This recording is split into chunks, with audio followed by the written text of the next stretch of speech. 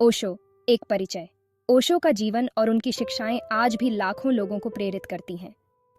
11 दिसंबर 1931 को मध्य प्रदेश के कुचवाड़ा गांव में जन्मे ओशो एक ऐसे स्पिरिचुअल गुरु थे जिन्होंने दुनिया को एक नया नजरिया दिया।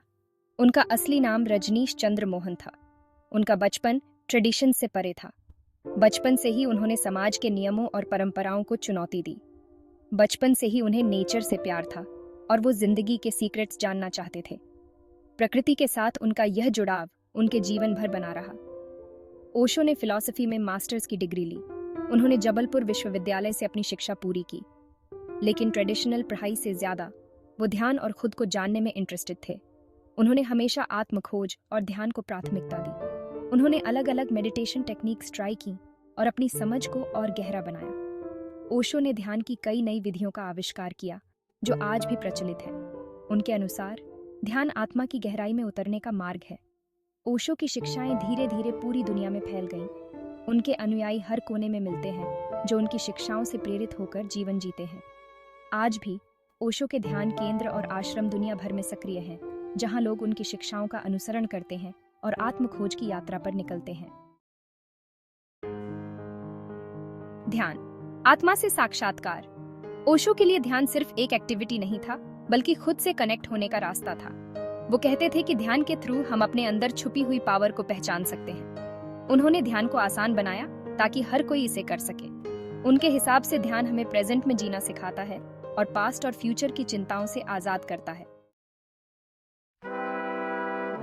ज्ञान का अथाह सागर, ओशो के प्रवचन। ओशो के शब्दों में एक गहराई थी जो सीधे दिल को छू जाती थी। ओशो ने अपने लेक्चर्स में जिंदगी के बहुत सारे पहलुओं पर बात की। उनके प्रवचनों में जीवन के हर छोटे बड़े पहलू को छुआ गया। प्यार, ध्यान, रिश्ते, धर्म और मौत जैसे टॉपिक्स पर उनके विचार बिल्कुल अलग थे। उनके विचारों में एक नई ताजगी और गहराई थी।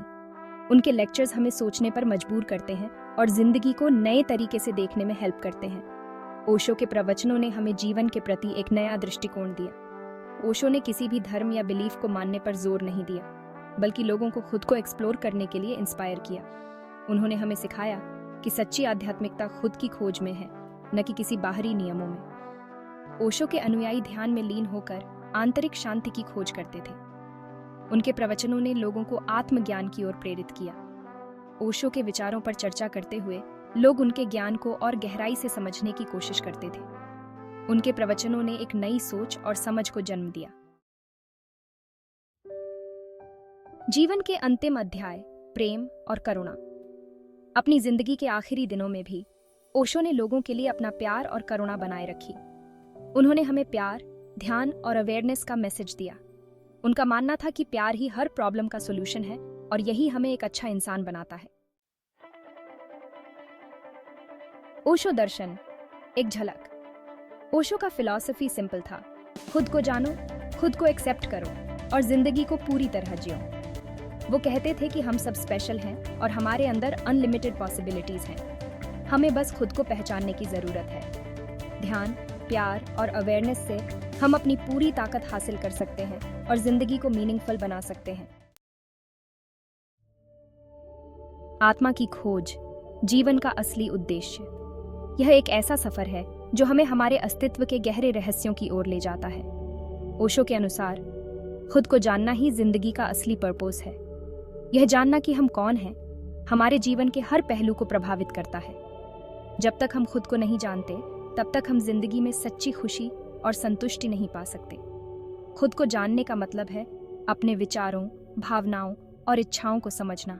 खुद को जानना एक ऐसी जर्नी है जो हमें अपने अंदर ले जाती है और हमें जिंदगी का गहरा मतलब समझने में हेल्प करती है। यह यात्रा हमें हमारे सच्चे स्वभाव से मिलवाती है। यह जर्नी मुश्किल हो सकती है, लेकिन यह हमें आज़ादी और खुशी की तरफ ले जाती है। इस यात्रा में हमें धैर्य और साहस की आवश्यकता होती है, लेकिन अंत में यह हमें आत्म साक्षात्कार की ओर ले जाती है। आत्म साक्षात्कार का मतलब है अपने सच्चे स्व को पहचानना और उसे स्वीकार करना। यह हमें जीवन में एक नई दृष्टि और उद्देश्य प्रदान करता है। इस यात्रा में हमें दूसरों के अनुभवों से भी सीखने को मिलता है, जो हमारे अपने अनुभवों को और भी समृद्ध बनाता है। अंततः खुद को जानना ही हमें सच्ची खुशी और संतुष्टि की ओर ले जाता है, जो जीवन का असली उद्देश्य है।